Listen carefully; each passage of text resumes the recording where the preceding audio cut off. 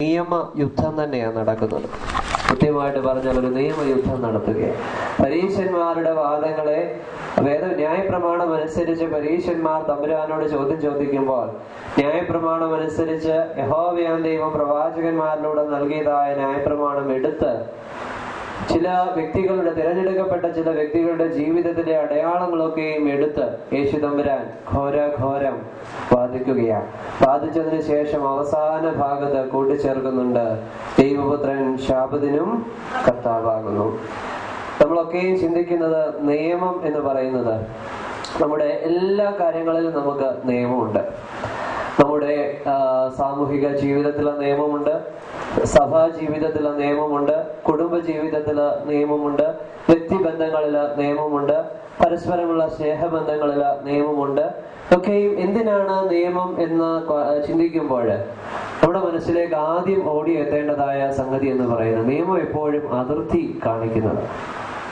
എവിടെ വരെ ഒരു മനുഷ്യന് സ്വാതന്ത്ര്യമുണ്ട്, അല്ലെങ്കിൽ ഒരു മനുഷ്യന് എവിടെ വരെ കയറി ചെല്ലാം എന്നുള്ളതിന്റെ അതിർത്തി, അതൊരു രാജ്യത്തിന്റെ അതിർത്തിയാണെങ്കിലും ഒരു സംസ്ഥാനത്തിന്റെ അതിർത്തിയാണെങ്കിലും ഒരു മനുഷ്യന്റെ വ്യക്തി ജീവിതത്തിലുള്ളതായ അതിർത്തിയാണെങ്കിലും ഈ നിയമം ബാധകമാണ്. പക്ഷെ പലപ്പോഴും നമ്മൾ നിയമത്തെ ഭയപ്പെടാറുണ്ട്, നിയമം നമ്മൾ അനുസരിക്കുന്നതിൽ മടി കാണിക്കാറുണ്ട്, നമ്മൾ അതിനെ വിമർശിക്കാറുമുണ്ട്. പക്ഷേ നമ്മുടെ മനസ്സിലേക്ക് കടന്നു വരേണ്ടതായ ചിന്ത എന്ന് പറയുന്നത്, ഈ നിയമം അനുസരിക്കുന്നത് മൂലം ആർക്കാണ് നന്മയുണ്ടാകുന്നത്? ആർക്കാണ് നന്മയുണ്ടാവുന്നത്? ഒരു ചെറിയൊരു ഉദാഹരണം പറയാം. ഇപ്പോൾ റോഡില് നിയമങ്ങളൊക്കെ ശക്തമാണ്. ഇരുചക്ര വാഹനം ഓടിക്കുന്നവര് ഹെൽമെറ്റ് ധരിച്ചിരിക്കണം. ഇവിടെ മുമ്പിൽ ഓടിക്കുന്ന ആള് മാത്രം ധരിച്ചാൽ മതി, പക്ഷെ ബാംഗ്ലൂരിൽ പുറകിലിരിക്കുന്ന ആളും ധരിക്കണം. പിന്നെ 4 വീലർ കാറിൽ യാത്ര ചെയ്യുന്നവർ ഡ്രൈവർ മാത്രം സീറ്റ് ബെൽറ്റ് ഇട്ടാൽ പോരാ, എല്ലാവരും സീറ്റ് ബെൽറ്റ് ഇട്ടു. അതൊക്കെ നിയമങ്ങൾ വന്നപ്പോൾ നമ്മൾ കുറേയൊക്കെ നമ്മളെ വിമർശിച്ചു. നമ്മൾ വ്യാഖ്യാനിച്ചത് എങ്ങനെയാണ്? ഗവൺമെന്റിന് പണം ഉണ്ടാക്കുവാൻ അവര് കണ്ടുപിടിച്ചതായ മാർഗം. പക്ഷെ ഒരു നിമിഷം ഒന്ന് ചിന്തിച്ചു നോക്കി, ആരുടെ നന്മയ്ക്ക് വേണ്ടിയാണ് ഇത് പറയുന്നത്? എന്തെങ്കിലും അപകടം സംഭവിച്ചാൽ തന്നെ നമുക്ക് രക്ഷ നേടുവാൻ തക്കവണ്ണം. ഇന്നലെ പരിശുദ്ധ ബലിയൊക്കെ അർപ്പിച്ച് ഇവിടെ നിന്ന് തിരികെ പോകുമ്പോൾ സെന്റ് പീറ്റേഴ്സ് ജംഗ്ഷനിൽ വെച്ച് എന്റെ സ്കൂട്ടർ തൊട്ട് മുമ്പിലുള്ളതായ കാറിൽ പോയി ഇടിച്ചു. അപ്പോഴാണ് ഇതിന്റെയൊക്കെ സീരിയസ്നെസ് മനസ്സിലാവും. ദൈവകൃപയാല് ഞാൻ വളരെയധികം സ്പീഡിൽ പോകാത്തൊരു വ്യക്തി ആയതുകൊണ്ട് ഇടിച്ച് നിന്നു. പക്ഷെ എന്റെ ഒപ്പം ഇവിടെ നിന്ന് ഒരു അമ്മച്ചിയും കൂടെ ഉണ്ടായിരുന്നു.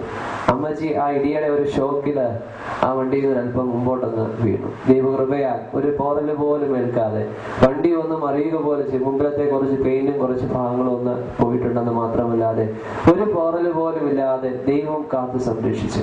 പക്ഷേ അത് ദൈവത്തിന്റെ കരുതല, ദൈവത്തിന്റെ ശുശ്രൂഷ നടത്തിയിട്ട് തിരികെ പോയിരുന്നതായ നിമിഷം. എന്നാൽ ഒത്തിരി ചിന്തിപ്പിക്കുവാന് ഈ ഒരു വേദഭാഗം ഇന്ന് രാവിലെ എവൻഗേലിയനായിട്ട് വായിക്കുവാനും തിരഞ്ഞെടുത്തത് അതിന് ശേഷമാണ്. കാരണം നിയമം എന്ന് പറയുന്നത് നമ്മെ ഓർമ്മിപ്പിക്കുന്ന, അറിഞ്ഞോ അറിയാതെയോ നമ്മെ ഓർമ്മിപ്പിക്കുന്ന പല തത്വങ്ങളുമുണ്ട്.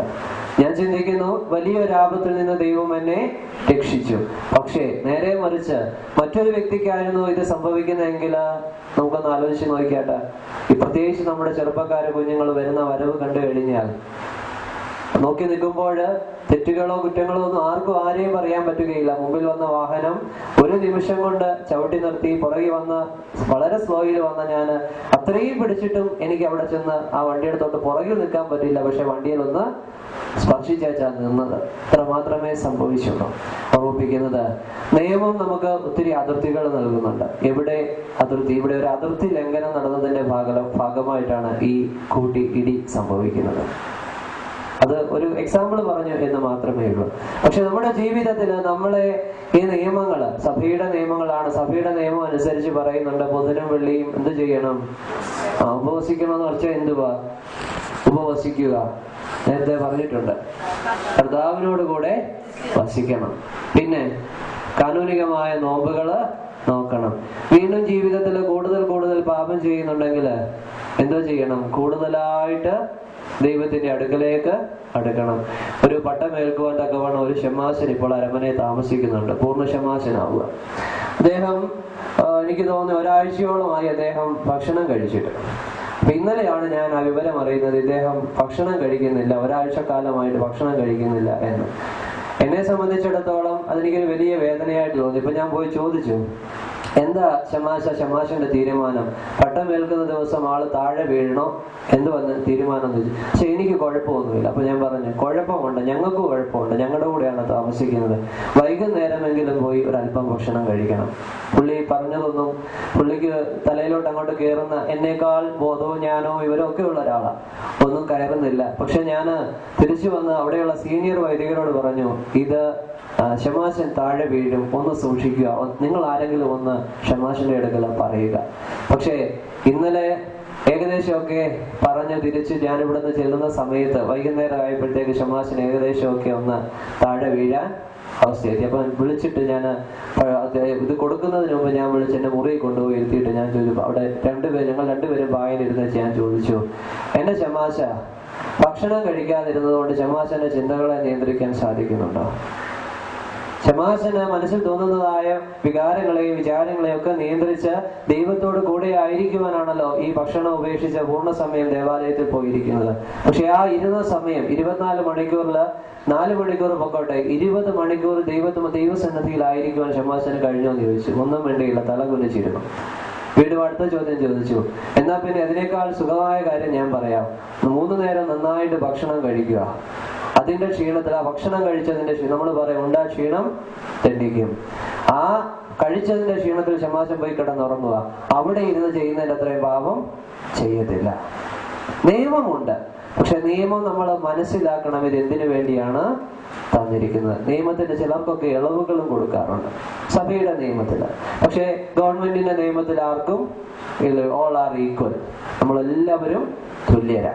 അതേപോലെ തന്നെ ഇവിടെ ഈ ശാബത്ത് എന്ന് പറയുന്നത് നമ്മുടെ മനസ്സിലേക്ക് 1-2 ചിന്തകൾ ഒന്ന് കൊണ്ടുവരിക. ഒന്നാമത്തെ ഒരു ചോദ്യം ചോദിക്കുക, എന്തിനാ ശാബത്ത്? എന്തിനാണ് നമ്മൾ ശാബത്ത് ആഘോഷിക്കുന്നത്? നമ്മുടെ കർത്തൃദിവസം എന്ന് വേണമെങ്കിൽ നമുക്ക് പറയാം. എന്തിനാണ് നമ്മൾ കർത്തൃദിവസം ഞായറാഴ്ച വേർതിരിച്ച് മാറ്റി വെച്ചിരിക്കുന്നത്? ഉത്തരം പറഞ്ഞാട്ടെ.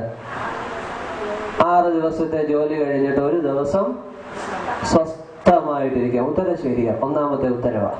ഒരല്പം സ്വസ്ഥമായിട്ട് ഇരിക്കാൻ. ഈ സ്വസ്ഥത ആരോടൊപ്പം ഇരിക്കാൻ വേണ്ടിയാ? മനുഷ്യര് സ്വസ്ഥരായി ഇരിക്കുക എന്ന് പറഞ്ഞാൽ ഈ സകല ചരാചരങ്ങളും സ്വസ്ഥമായി എന്ന അർത്ഥം. കാരണം മനുഷ്യന്റെ, ഇന്നലെ ഞാൻ ഓർമ്മിപ്പിച്ചു ആഗ്രഹങ്ങളെ പറ്റി, മനുഷ്യന്റെ ആഗ്രഹങ്ങളാണ് ഈ ഭൂമിക്ക് മുഴുവനും അസ്വസ്ഥതകള് ഉണ്ടാക്കുന്നത്. ഇത് പണ്ടേ ദൈവത്തിനറിയാം. അതുകൊണ്ടാണ് ഏദൻ തോട്ടത്തിനകത്ത് ആക്കി വെച്ച് അതിർത്തിയും കൊടുത്തു, നിങ്ങൾ ഇതിന്റെ പുറത്തേക്ക് പോകരുത്. അവിടെ നിന്നപ്പോഴും പറഞ്ഞു, നീ അകത്ത് താമസിക്കുന്നത് കൊള്ളാം, നടുക്ക് 2 വൃക്ഷം വെച്ചിട്ടുണ്ട്, ആ 2 വൃക്ഷത്തിന്റെ ഫലം പോയി പറിക്കരുത്. അവിടെയും അതിർത്തി അന്നേ കൊടുത്തതാ. പിന്നെ സൃഷ്ടികർമ്മത്തിൽ നോക്കിയാല് പക്ഷികൾ എവിടെ പാർക്കണം, മത്സ്യങ്ങൾ എവിടെ പാർക്കണം, അല്ലാത്ത ജീവികൾ എവിടെ പാർക്കണം, ഇതൊക്കെ കൃത്യമായിട്ട് ചെയ്തിട്ടുണ്ട്. ഈ അസ്വസ്ഥരായ മനുഷ്യർ ഈ അസ്വസ്ഥത പ്രകടമാക്കുന്ന എങ്ങനെയെന്നറിയോ? ഈ അതിർത്തി ലംഘിച്ച.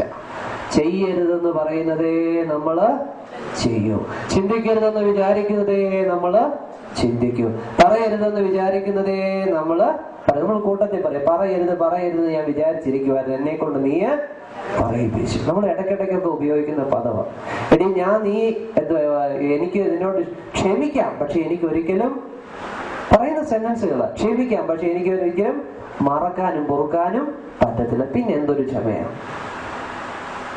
ക്ഷമയാ നമ്മുടെ ജീവിതത്തില്. ഈ അതിർത്തികള്, ഇതൊക്കെ നമ്മുടെ അതിർത്തികളാ. നമുക്കറിയാം അതിർത്തി എന്താ. ഒരുവരോട് തെറ്റ് ചെയ്താൽ ക്ഷമിക്കണമെന്നത് അതിർത്തിയാ, നിയമമാണ്. പക്ഷെ നമ്മളത് ചെയ്യാറില്ല. ഒന്ന് സ്വസ്ഥമായിരിക്കുക. മനുഷ്യൻ സ്വസ്ഥരായാൽ ഈ ഭൂതലം മുഴുവനും സ്വസ്ഥതയുള്ളതായിത്തീരും. ഇന്നത്തെ എല്ലാത്തിനും കാരണം, പ്രത്യേകിച്ച് എന്റെ പഠനവുമായി ബന്ധപ്പെട്ടതും ഈ ഒരു ഫീൽഡാണ്. മനുഷ്യന്റെ ആർത്തി ഇന്ന് ലോകത്തിൽ ഉണ്ടാക്കിക്കൊണ്ടിരിക്കുന്നതായ പ്രശ്നങ്ങൾ. നമ്മളൊക്കെ ശാസ്ത്രീയമായ കണ്ടുപിടുത്തങ്ങളിലൊക്കെ സന്തോഷിക്കുന്നവരാ. എല്ലാവരും അതിന്റെ അഡ്വാൻറ്റേജസ് ഒക്കെ പറയാറുണ്ട്. പക്ഷെ അതിന്റെ കോൺസിക്വൻസ് അനുഭവിക്കുന്നത് ആരെന്ന് ചോദിച്ചു കഴിഞ്ഞാൽ കുറെ ആളുകളുണ്ട്. എന്തൊരു ഡെവലപ്മെന്റ് വന്നു കഴിഞ്ഞാലും കുറെ ആളുകൾ അതിന്റെ വിക്ടിംസ് ആയിട്ട്, ബലിയാടുകളായിട്ട് അവിടെ കാണും. ഈ അനന്തരഫലം അനുഭവിക്കുവാനും ഈ ആളുകൾ തന്നെയാണ് കിടക്കുന്നത്. എന്റെ പഠനം അതുകൊണ്ട് അത് കൂടെ ചേർത്തു എന്നുള്ളത്. ഒന്നാമത് ശാബത അല്ലെങ്കിൽ കർത്തൃദിനം സ്വസ്ഥമായിരിക്കുവാൻ. എന്താ നിന്റെ സ്വസ്ഥത എന്ന് പറയുന്നത്? രണ്ടാമത്തെ ഉത്തരവ് എന്താ നിന്റെ സ്വസ്ഥത? ആരോടൊപ്പം ഇരിക്കുമ്പോഴാണ് നീ സ്വസ്ഥയാവുന്നേ? കർത്താവിനോടൊപ്പം. രണ്ടാമത്തെ ചിന്തയാണ് സൃഷ്ടാവിനോട് ചേർന്ന് ഇരിക്കുമ്പോൾ നീ സ്വസ്ഥയായിട്ട്, സ്വസ്ഥതയുള്ളവളായിട്ട് തീരും. നമ്മളൊക്കെ അസ്വസ്ഥമായ ഹൃദയം പേറിയാ നടക്കുന്നത്. എവിടെയെങ്കിലും ഒക്കെ, പ്രത്യേകിച്ച് ഞാൻ പള്ളികളിൽ പ്രസംഗിക്കുമ്പോൾ പറയാറുണ്ട്, ഞാൻ പറഞ്ഞതൊന്നും ഈ പള്ളിക്കകത്ത് ഇട്ടേച്ച് പോകരുതേ, പോകുമ്പോ കൂടെ കൊണ്ടുപോക്കണം. കാരണം എന്തറിയോ? പറഞ്ഞ് പ്രസംഗം കേൾക്കുമ്പോൾ നന്നായിട്ട് തല കുലുക്കും. പക്ഷേ തിരിച്ചിറങ്ങി ദേവാലയത്തിന്റെ വാതിൽ അങ്ങോട്ട് പുറത്തേക്ക് ഇറങ്ങി കഴിഞ്ഞാൽ പിന്നെ ഇതൊന്നും പറഞ്ഞതൊന്നും ആർക്കും ബാധകമല്ല.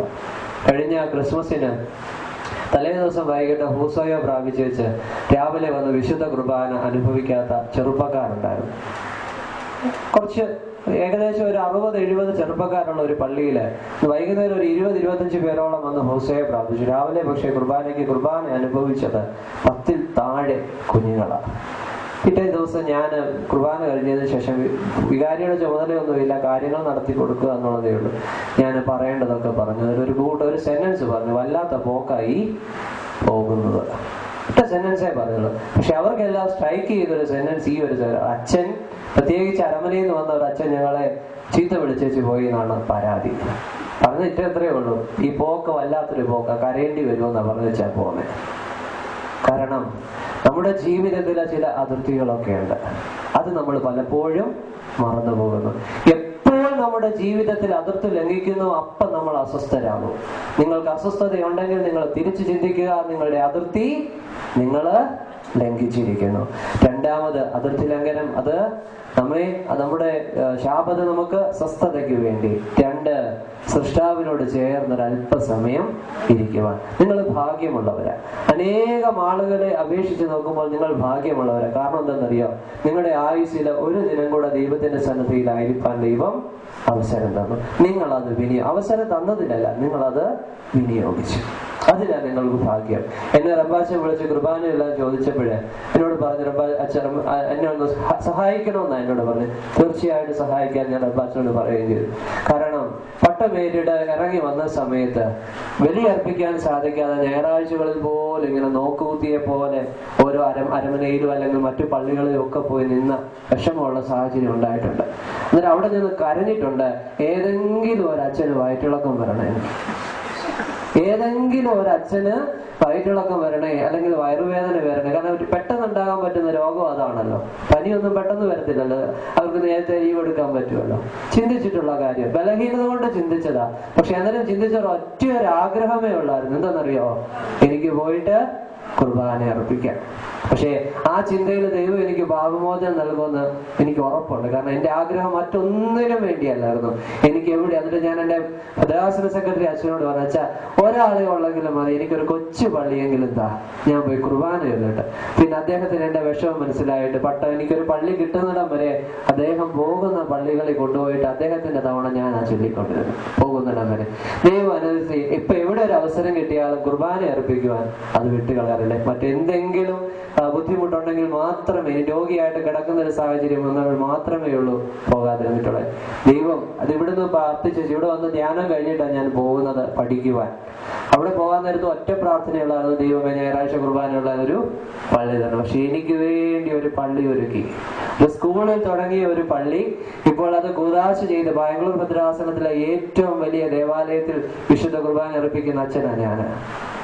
വികാരിയല്ല. അവിടെ ബാംഗ്ലൂർ ഭദ്രാസനമായിട്ട് എനിക്കൊരു ബന്ധവും ഇല്ല.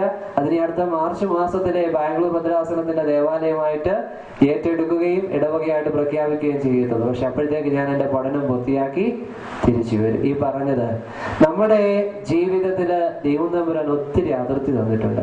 നമ്മൾ ആ അതിർത്തിയൊക്കെ അറിഞ്ഞ് സ്വസ്ഥ സ്വസ്ഥരായിട്ട് ജീവിച്ച നമുക്ക് വരേണ്ടതൊക്കെ നമ്മളെ തേടി യഥാസമയത്ത് വരും. നമ്മളൊക്കെ അന്വേഷിച്ചു പോവുകയാണ്, പലയിടങ്ങളിലും അന്വേഷിച്ചു പോവുകയാണ്. നമ്മൾ എങ്ങും അന്വേഷിച്ചു പോകേണ്ട ആവശ്യമില്ല.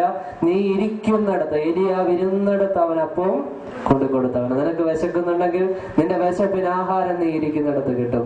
നിനക്ക് വെള്ളം, നിനക്ക് ആവശ്യമുള്ള വെള്ളം നീ ഇരിക്കുന്നിടത്ത് കൊണ്ടുതരും. അതുകൊണ്ട് സ്വസ്ഥരായി ദൈവസന്നിധിയിൽ ഇരിക്കുക.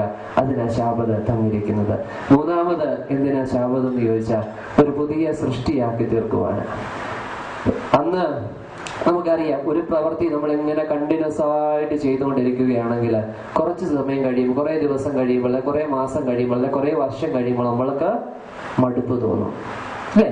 മടുപ്പ് തോന്നും. അതുകൊണ്ടാണ് പരിശുദ്ധ പിതാക്കന്മാര് നമ്മുടെ പ്രാർത്ഥനയില് ഇടയ്ക്ക് നിൽക്കണം, ഇടയ്ക്ക് ഇരിക്കണം, ഇടയ്ക്ക് മുട്ടുകുത്തണം. എന്തിനാണെന്നറിയോ? ഈ നിൽക്കുന്ന ഇത്രയും പോകുന്ന സമയവും നമുക്ക് ഒരു അരോചകത്വവും തോന്നാതെ ആസ്വദിക്കുവാൻ തക്കവണ്ണം കുറച്ച് സമയം നമ്മൾ നിന്ന് പ്രാർത്ഥിക്കുന്നു, ഇടയ്ക്കിടയ്ക്ക് കുമ്പിടുന്നു, ഇടയ്ക്കിടയ്ക്ക് തല കുനിക്കുന്നു, ഇടയ്ക്കിടയ്ക്ക് കുരിശ് വരയ്ക്കുന്നു. ഇതെല്ലാം തന്നിരിക്കുന്നു. മടുത്തു പോകാതെ, അല്ലെങ്കിൽ ഇപ്പൊ കൃത്യമായിട്ട് പറഞ്ഞു, ഇന്നലെ പിള്ളേർ പറയും ബോറടിക്കുന്നു എന്ന് പറയും.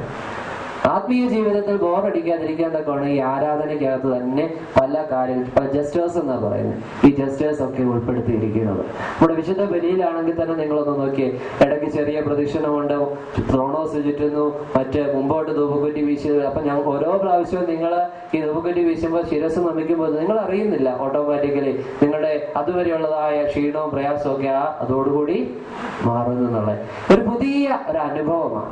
നമ്മൾ കണ്ടിന്യൂസ് ആയിട്ട് ചെയ്തു വന്നിരുന്ന ഒരു പ്രവൃത്തി ഒരല്പസമയത്തേക്കൊന്ന് നിർത്തി വെച്ചിട്ട് വീണ്ടും ഒന്ന് തുടങ്ങുകയാണെങ്കിൽ, നമ്മൾ മെഷീനൊക്കെ, മിക്സി, അമ്മമാരാണ്, സ്ത്രീകളാണ് കൂടുതൽ, മിക്സി, നമ്മൾ കുറെ കാര്യങ്ങൾ അരയ്ക്കാനുണ്ട്. എന്തോ ചെയ്യും? ഒന്നിച്ചിട്ട് എല്ലാം കൂടിയിട്ട് അരപ്പിക്കുമോ? കുറേശ്ശെ ഇട്ട് ഒന്ന് അടിച്ച് ഒന്ന് മാറ്റി വെച്ച് അല്പം അതിനൊരു മിക്സിക്ക് ഒരു വിശ്രമം കൊടുത്തു. അങ്ങനെ പറഞ്ഞാൽ നമ്മൾ പറയും ചൂടാകാതെ നമ്മൾ ചൂടാകുന്നതല്ല, അത് മാറ്റാൻ പറ്റത്തില്ലല്ലോ നമുക്ക്. മിക്സി ചൂടാകാതെ നമ്മൾ കാര്യങ്ങൾ ചെയ്യും. ചെറിയ ചെറിയ കാര്യങ്ങൾ പറയുന്നത് ഓർമ്മയിൽ നിൽക്കാതെ, ഇനി മിക്സി അടിക്കുമ്പോൾ ചെന്ന് നിൽക്കണം. അന്നേരം ആ മിക്സിയുടെ പ്രവർത്തനം കേൾക്കുമ്പോൾ ഓർക്കണം, ഇത് ശാബത്തിനെ പറ്റി അച്ഛൻ പറഞ്ഞ കാര്യമാണ്. പലർക്കും അങ്ങനെയുള്ള അനുഭവങ്ങളുണ്ട്. അവർ അടയാള സഹിതം ഒന്ന് പറയുന്നുണ്ട്, ഇത് ഇങ്ങനെ തന്നെ പറയുന്നത്. അപ്പോൾ നമുക്ക് ഒരു പുതിയ തുടക്കം, ശാബത്തിൽ നിന്ന് കഴിഞ്ഞ് നമ്മൾ പുതിയ ദിവസത്തിലേക്ക് പ്രവേശിക്കുമ്പോൾ നമുക്കൊരു പുതിയ തുടക്കം കിട്ടുകയാണ്. ആ പുതിയ തുടക്കത്തിനുള്ള എനർജി കിട്ടിയിരിക്കുന്നത് എവിടെ നിന്നാ? ദൈവത്തിൽ നിന്ന്. നമ്മൾ തലേദിവസം ആരുടെ കൂടെ ഇരുന്നേ? കർത്താവിനോട് ചേർന്നാണ് ഇരുന്നത്. ഇവിടെ കർത്താവ് ഈ നിയമത്തെയൊക്കെ നിയമം കൊണ്ട് തന്നെ ഖണ്ഡിക്കുകയാണ്. നോക്കിക്കഴിഞ്ഞാൽ വേദഭാഗത്തിലെ അപ്പുറത്ത് പറഞ്ഞിരിക്കുന്നതായ ഓരോ കാര്യങ്ങളും, ഇതിനെ ഈ പരീശന്മാരുടെ വാദം, നിന്റെ കൂടെയുള്ള ശിഷ്യന്മാര് ശാബത്തില് വിഹിതമല്ലാത്തത് പ്രവർത്തിക്കുന്നു എന്ന് പറയുമ്പോൾ യേശു തമ്പുരാൻ തന്നെ പറയുന്നുണ്ട് ഓരോ കാര്യങ്ങളും ഇവിടെ നടക്കുന്നതെല്ലാം നിയമത്തിന് അനുസൃതമാണോ? പക്ഷെ അതിന് ഒരു 4-5 കാര്യങ്ങൾ പറഞ്ഞിരിക്കുന്ന ഒരു ചെറിയൊരു ഉദാഹരണം പോലെ പറഞ്ഞിട്ടുള്ളൂ. നിയമം അനുസരിച്ച് ആവർത്തന പുസ്തകം 23-ാം അധ്യായം അതിന്റെ 25-ാമത്തെ വാക്യത്തിൽ പറയുന്നുണ്ട്, വിളഭൂമിയിൽ കൂടി നടന്നു പോകുമ്പോൾ നിനക്ക് ആവശ്യമുള്ള കതിരുകൾ അതിൽ നിന്ന് പറിച്ചെടുക്കാം, പക്ഷേ അരിവാൾ വെക്കരുത്. ആവർത്തന പുസ്തകം 23-25. എന്ത് നിയമമാണ് തെറ്റിച്ചത്? എന്ത് നിയമമാണ് തെറ്റിച്ചത്? ഇനിയുമുണ്ട്. സംഖ്യാപുസ്തകം 28-ാം അധ്യായം 9-10 വാക്യത്തില് ശാബത്ത് തോറും പ്രത്യേക ഹനനയാഗം അർപ്പിക്കുന്നതിനെ പറ്റി പുരോഹിതന്മാരോട് പറഞ്ഞിട്ടുണ്ട്. അവിടെ പറഞ്ഞിട്ടുണ്ട്, 2 വയസ്സ് പ്രായമുള്ള 1 വയസ്സ് പ്രായമുള്ള ഊനമില്ലാത്ത 2 കുഞ്ഞാടിനെ അർപ്പിക്കണം. എണ്ണയോടുകൂടി 2 പറ മാവിന്റെ പാനീയയാഗവും അർപ്പിക്കണമെന്നൊക്കെ പറയുന്നുണ്ട്. അപ്പോൾ കർത്താവ് തിരിച്ചു ചോദിക്കുക, നിയമത്തെ നിയമം കൊണ്ട് തന്നെ ഖണ്ഡിക്കുന്നതായ ഒരു കർത്താവ്. ഇവിടെ നമ്മുടെ പ്രതിപാദ്യ വിഷയം ശാബത്താണ്. എന്തിനു വേണ്ടി ശാബത്ത്? നമ്മളെ സ്വസ്ഥരായിട്ട് ഇരുത്തുവാൻ. 2 സൃഷ്ടാവിന്റെ സന്നദ്ധിയിൽ അല്പസമയം വിശ്രമിക്കുവാൻ. 3 ജീവിതത്തില് പുതിയ തുടക്കം. നമ്മുടെ ഓരോ പ്രവർത്തനങ്ങൾക്കും പുതിയ തുടക്കത്തിന് വേണ്ടി ദൈവം അനുഗ്രഹിക്കട്ടെ. എല്ലാ നന്മകളും അനുഗ്രഹങ്ങളും ചൊരിഞ്ഞു നൽകട്ടെ എന്ന് പ്രാർത്ഥിക്കുന്നു. നിങ്ങളുടെ പ്രാർത്ഥനയിൽ എന്നെ ഓർക്കുക. അവധിയൊക്കെ